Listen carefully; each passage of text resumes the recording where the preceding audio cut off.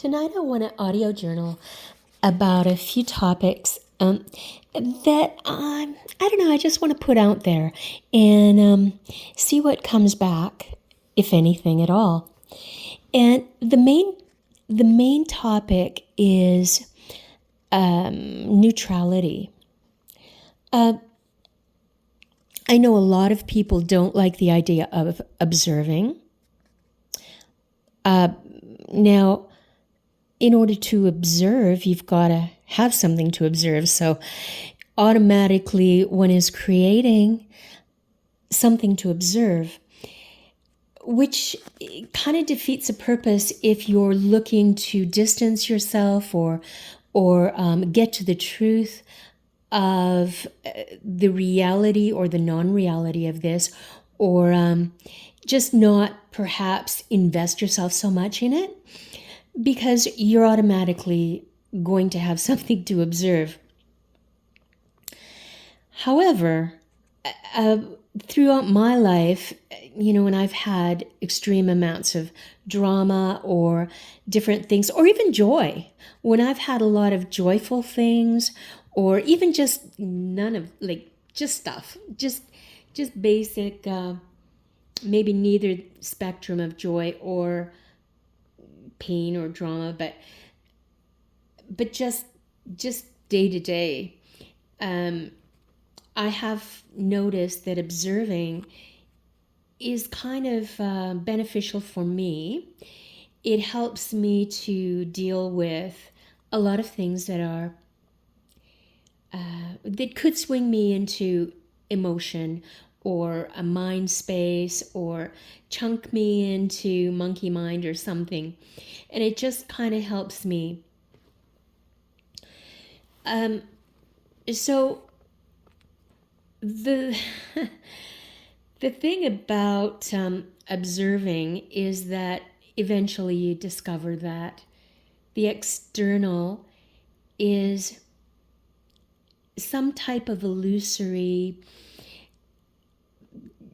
it's hard to put into words, but in ancient days, they referred it to a dream because they didn't have computer programming then. But today, physicists have noted that the external is very much like simulation technology. And as I mentioned before, that's my experience. And I've had so many experiences as to why I would classify this more as a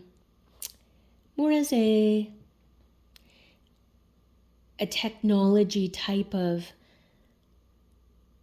programming rather than a dream per se. Anyway, one of the things that is very common among people who observe is to look at different ways to observe. And one way is neutrality. Now, the Vipassana Buddhist sect looks at observation to neither desire nor have an aversion. So they're looking to be a little more neutral. But again, the thing about that is that to be neutral, again, you have to have something in which to be from that position. And when you see that it is illusory, sometimes it doesn't make it any easier. Maybe for some people it does.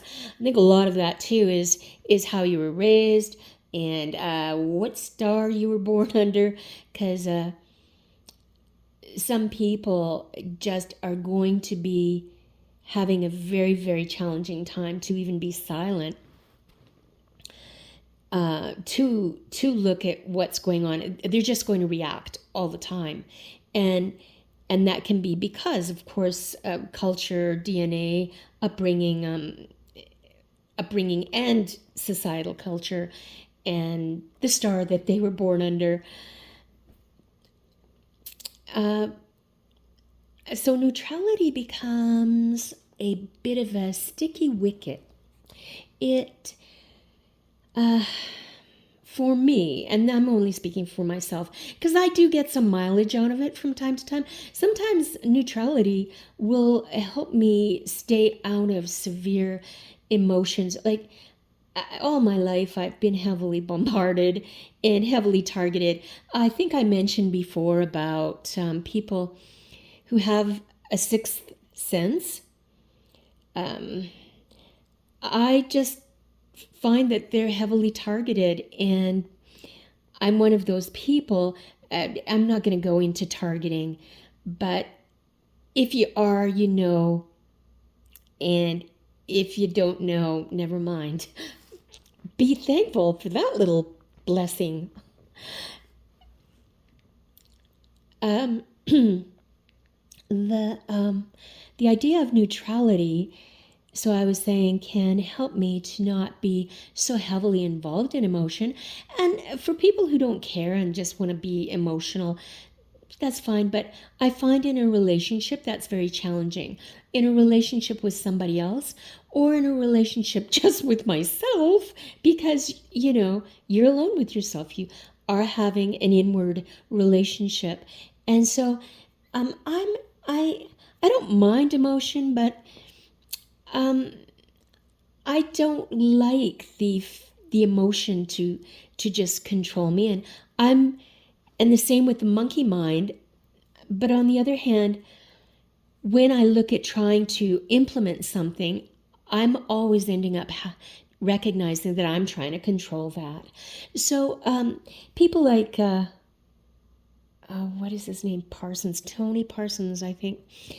He has a Neo Advaita program where he doesn't really look at things in such a way that he's going to do any of that. He just goes, well, it's what's happening, and I guess tries to let it be. But I actually don't agree with half of his stuff. But there's some little tidbits everywhere that a person can pick up. He seems to believe in a God, and I don't know. Anyway, maybe he's changed that in the last. He could have changed that in the last 10 years. We all change. Well, a lot of us change our ideas, so that might have changed. But I found that very. It was just so into a state that I have no interest in engaging in whatsoever. But a lot of people do, and they seem to like it. It's a really disassociated state as well. And trying to dissociate at the same time while you're living life, that can be, I don't know. You always have to play this head game with yourself, and I'm not really fond of that. So once people develop this head game where it is just what's happening and go about their business, they still have to contend with a lot of reaction. I mean, you can disassociate to the point that you aren't really reacting, but then there's still the issues as to why are you even involved, and that's where most don't even go to. Like, for example, in the Tony Parsons stuff, he really doesn't go not into that. He's not into exploring into that, because you know why? Well, if you do, you might come upon some really hard black pills to swallow, and it's not. I mean, it takes a certain breed to look at the harsh black pill of the external. It's very, very, very, very hard to do. It's challenging. So yeah, there's the dissociation factor that I'm not a real huge fan of. But if something is really big, I will disassociate for a while to kind of get a grasp, or just look. And the idea of control is part of neutrality, because why are we trying to be neutral? To control. So back to the Vipassana Buddhist belief. So even though they're looking not to have an aversion or a desire, through neutrality, that is still an aversion or desire. It might seem like it produces a little less emotion or a less monkey mind or less feelings and all of that, but it's still there. So, that isn't an awful option when you're looking at wanting to not live in so much emotional reaction and have a little more clarity from which one can just view more or live, or rather than reactionary, because reactionary can be volatile.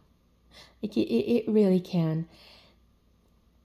And of course, there is a time where a person has to be reactionary, spontaneously reactionary.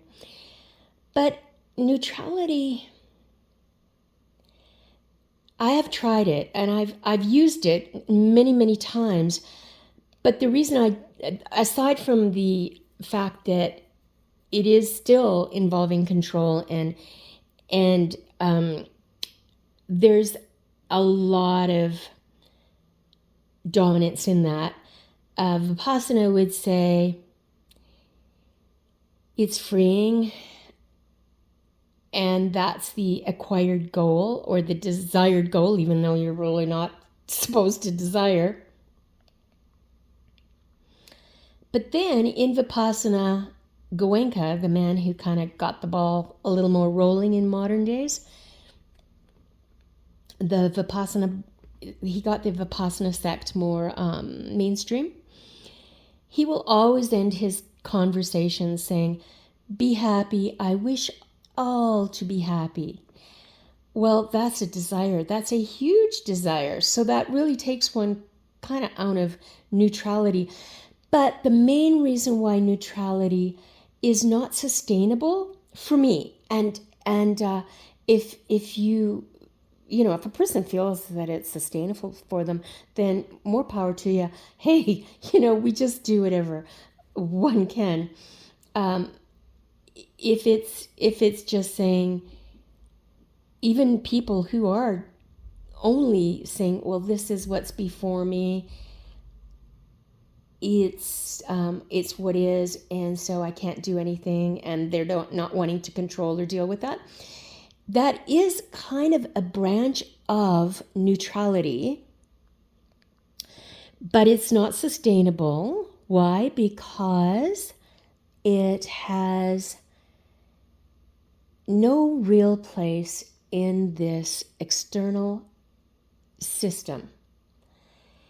And that's why they try to go inward to hold on to that, because it can be sustained a little better inward. However, when they're inward, they're still external. They're still here. And that's when so many people won't look at the bare bones, the skeletons in the closet. Well, then what are you doing here? They just won't.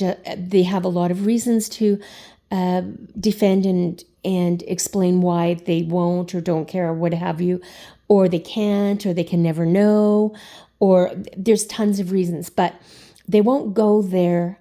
They generally will not go there, I have discovered.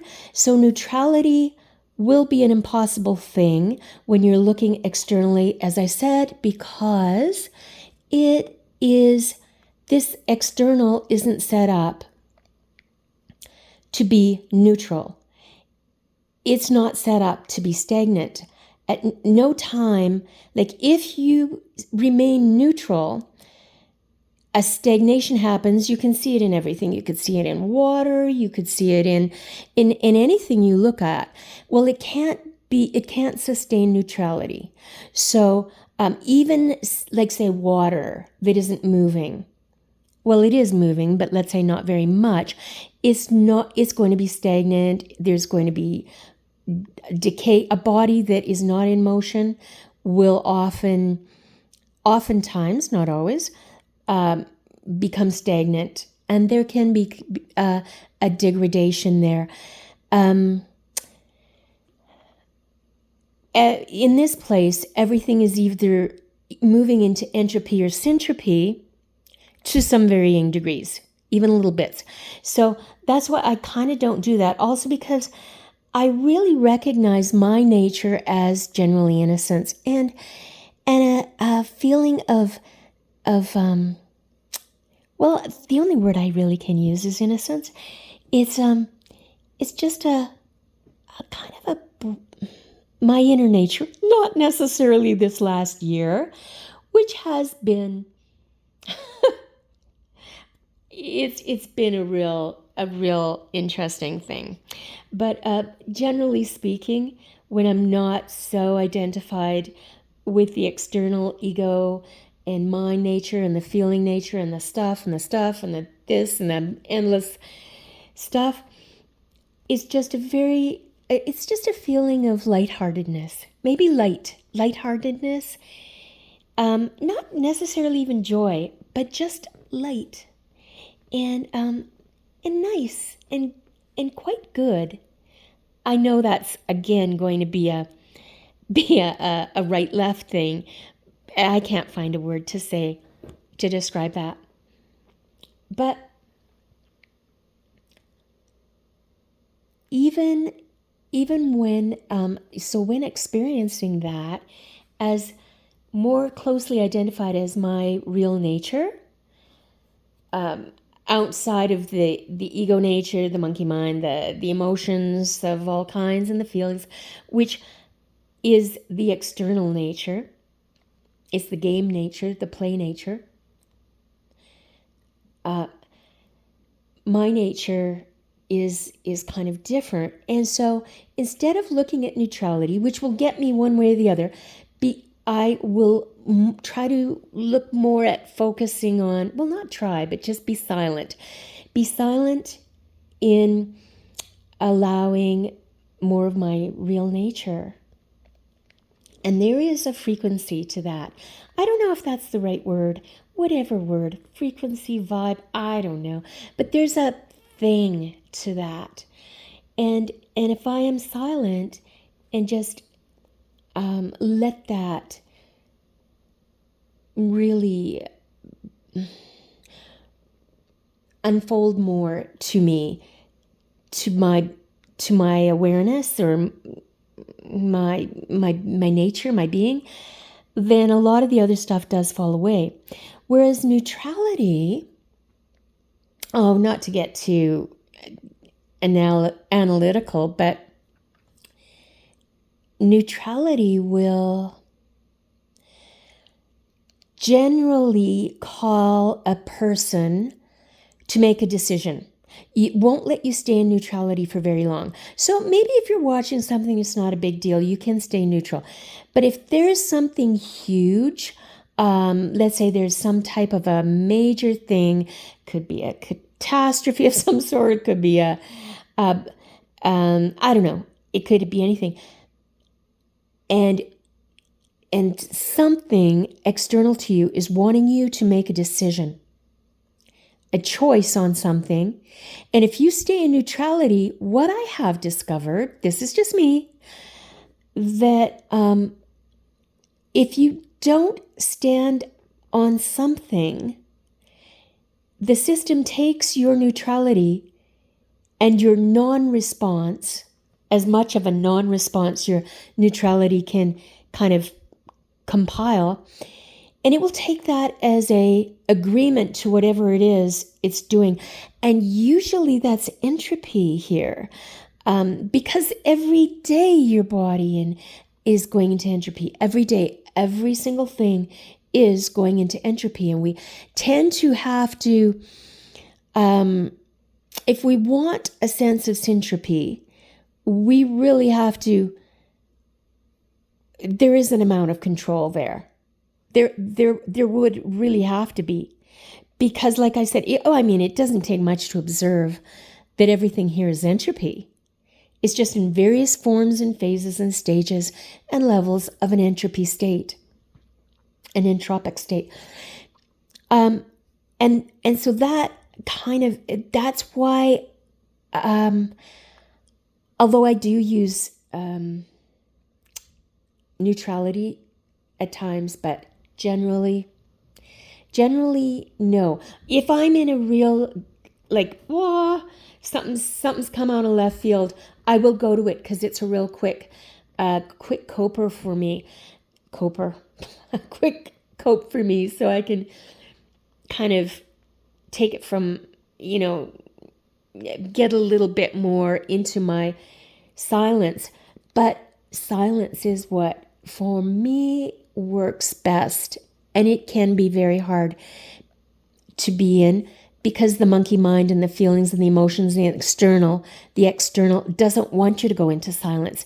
If you go into silence, you can get so distracted, and it can distract you then into synchronicity, AI synchronicity, that is sort of dominating the overall game. And then addicted to that, it won't want you to go into your own state frequency to know yourself and know who or what that is. It wants you to be knowing yourself as your face, your body, your external, your thoughts, your mind, your feelings, emotions, your love. Oh, it wants you to feel love. And I mean, I care a lot about a lot of people, and so I often do use the word love interchangeably, but love is not a high frequency. And some of these people, they go, "Oh, love is the highest frequency." Not in my experience. It's a feeling, and these feelings are generally not heavily. They're not high. They're not the the 100% on a 100 highest frequency love. No, your real being is, and that's what I see all this tries to keep me out of. So the neutrality, yeah, I it's not my go-to because, like I said, I have experienced so many times this system will go, "Oh, well, you're just sitting there not doing anything. I'll take that as a yes." And go, "Yes to what?" Oh my God, it was yes to, breaking something, breaking a bone.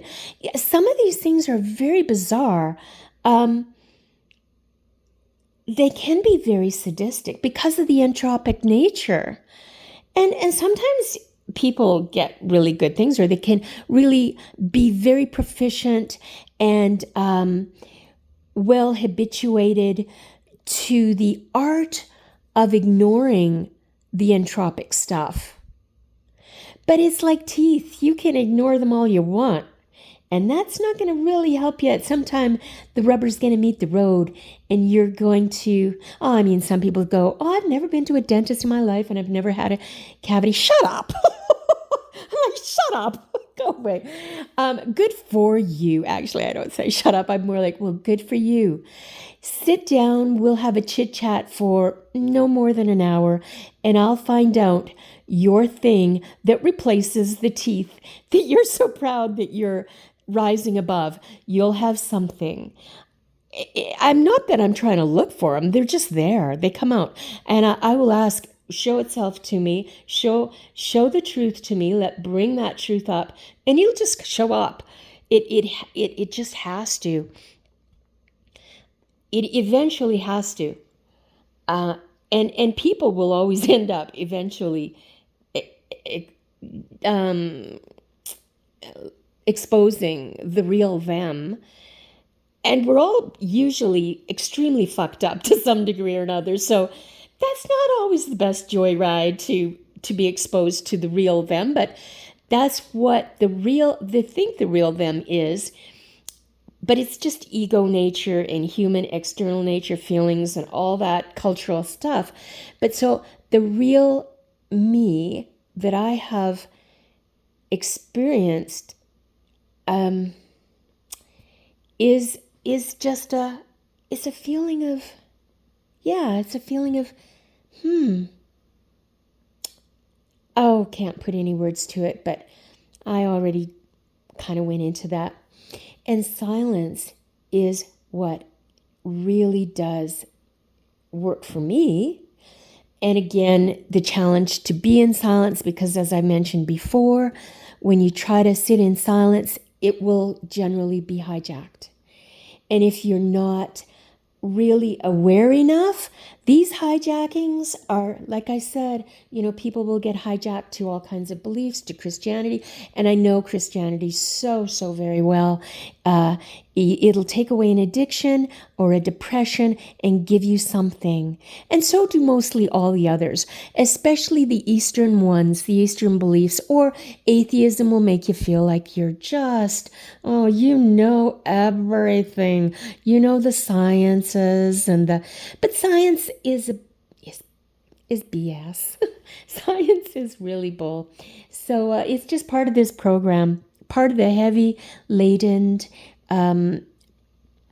intricate layers of this. And I have a lot of personal experiences that tell me that tell me that, oh no, science is not what I'm programmed day in, day out from childhood to believe. And those programs are there to enforce the hypnosis, the hypnotic entrainment to keep one believing you're seeing what you're seeing. And of course, as I've kind of mentioned before, the mind isn't really a good barometer for what's going on inwardly in terms of your own being or the truth of anything. I mean, the mind can really assess external stuff that's on its level. Politics, religion. Well, even then, a lot of times people just don't use their mind. Then they'll get into their feelings and they'll let their feelings dictate. And so many books are heavily programmed with hypnotic things. One book that I know for a fact is hypnotic programmed, like it's trance programmed, it's spellcast programmed, is the book An Autobiography of a Yogi. I do not recommend anyone reading that unless they're very, very aware to the matrix art of hypnotic programming and brainwashing, because it can take you into this wow. And again, especially if you're more prone to the sixth sense, like if you have that sixth sense. And some people are not born under the stars that accommodate the sixth sense. Of course, some people aren't born under the star that accommodates common sense either. So, yeah. But you know what funny thing that I always find very strange is when a person will say, this kind of cracks me up for some reason. A person will say, I don't believe in the sixth sense, or that's just, oh, you can't prove it with the mind, because you can't. The mind is on a completely different level than a sixth sense level. And I'm not even saying a sixth sense is on any wonderful, enlightened level at all. They're both prone to programming and hijacking too. Hijacking one away from my real being, my real state, and what goes along with that. As long as I buy into this external and what it tells me is happening in it, the mind will confirm that, and so will the feelings, and then the experiences and all that stuff. And then what am I doing here then, going through that? That's what a lot of these beliefs don't want you to really get into. And they'll just say, it can't be explained, end of story, don't go there. But what was I saying? I kind of got off on a tangent, on a little bit of a wild tangent there. But yeah, I know I had something to say about it kind of gets in depth. It does get in depth. Oh, I know what I was going to say. I get cracked up sometimes when people will go, only trust in what the mind has to say, or others will say, only trust in what your inner gut feeling, which really, that has honestly, it's never been a trustworthy a barometer, but sometimes it's a hit and miss, and sometimes it works, and sometimes it doesn't. But then some people will go into going, well, go into hallucinogenics. Um, why would they want to go into hallucinogenics if they don't want sixth sense stuff? That just is so strange to me. It confuses me. But they're lined up to want to go into hallucinogenics to expose themselves to a sixth sense, while generally going, no, that's just all la la, that's all woo woo. Don't trust it. But then a lot of people who do go through hallucinogenics, because it's larger than life, that thing about that sense, they will believe it hook, line, and sinker. And that is the same as sixth sense. And I mean, it's just, to me, it's another hijacking form of distraction to get me always squandering my real nature and my real truth as to what am I doing here, and why, and how do I exit this crap hole and never come back? Because I mean, I can look for beauty and say it's beautiful, things are beautiful, but it is all entropy, and I have to be disassociated and warped to a certain degree and level of mind and emotion in order to even make that a reality. But people do it all the time and well, I mean, I don't want to be miserable in this world, so I look for some, I look for some things to that are pleasing, shall we say, like maybe, not not misery inducing, but that is a challenge because, as I said, everything is entropy, so everything will find a hook. It'll find a little hook. It'll find a lure on the end of the fishing hook to lure one in, and there will be a little entropic bundle there that's grasped onto. And that's why a lot of people are going, oh, I'm filming my beautiful country, and oh, it's beautiful with the waterfall. And then you'll see their next video is, oh, this loss, great loss, and oh, something happened. Of course it's going to, but anyway, I really appreciate being around people who are more honest and just kind of call the spade a spade, and still are trying to look for ways to, get by.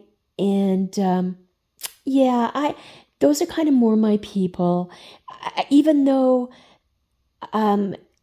they tend to be looked at or by by other people as negative. I don't see it as such. And especially, I really appreciate, people who are just kind of always trying to, in spite of it all, looking to have something that they can be a little bit of a bright, shiny thing in their day. I think I've said all I really, really want to say about this whole aspect of, so basically, this observation and neutrality versus desire aversion, which is, it's just not going to happen. Because like I said, in Vipassana, even the Goenka always ends up completely countering that by saying, and be happy, just be happy. Oh, that's mindfuckery to the hilt, especially when you say don't have a diversion or a diversion or a aversion or a desire, or it just gets into such fuckery. I'm not a heavy swearer. It's not a good look for me, but sometimes I just have to use that word because that's kind of what it is. It's mindfuckery. Anyway, I think that's about it. So silence. And I do sometimes try to disassociate a little bit just to get a grasp a little bit more on that silence so that I can not be completely overrun by the the mental state, the emotion, and even the emotion to go, oh, it's all good. Oh, I'm going to go and I'm going to take care of, help, blah, blah, blah, blah, something, because it's still using the same stuff on one spectrum or the other. Oh, what a place. Anyway, this is a long one.